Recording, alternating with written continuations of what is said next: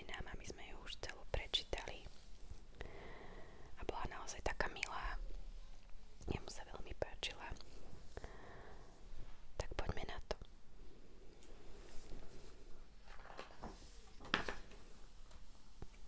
Je veľmi pekne ilustrovaná od Veroniky Kubáčovej a knižku napísala Ivanka Melounová.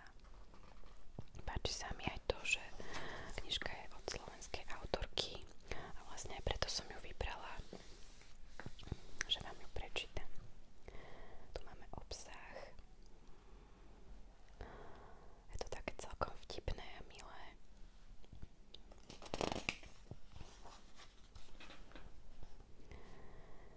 Predhovor. Začneme hádankou. Má modré oči, vlasy hrcavé ako líšči kožušok. Vie lietať, zmiznúť aj prechádzať stenami. Kto je to? Predsa Jožko, podarené strašidielko, ktoré všetkým malým čitateľom ukáže, ako to chodí v rozprávkovom lese na hrade Hudrištajne. Nakoniec zatúži zistiť, ako sa žije v ľudskom svete. Zostane Jožko v rozprávke alebo u ľudí. Príjemné čítanie.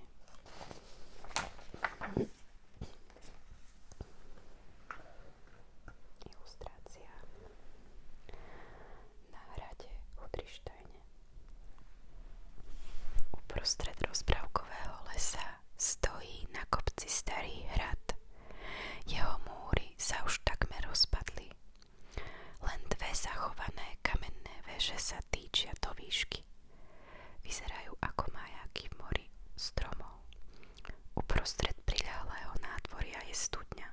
Povráva sa, že jej dno siaha až do samého pekla. V hrade, ktorému sa v kraji od nepamäti hovorí Hudrištajn, býva jedna neobyčajná rodinka. Ocko, mamička a ich syn Jožko sú ozajstné strašidlá. Keďže svoje dôležité remeslo vykonávajú až po zotmení, každé dopoludne väčšinou spia. Taká nočná práca dá totiž zabrať. Keď odbije 7 hodina večer, musí sa hrozivo zakvíliť. Potom sa po troške pridáva tajomné bľabotanie a mrazivé škrípanie. Celá tá hrôza vrcholí presne o polnoci jemným, miotavým zjavením bubáckej trojice na hradbách a desivou piesňou. Keď svetlá v kraji zhasínajú, bubáci strach naháňajú. Keď striebristo svieti mesiac, vystrašia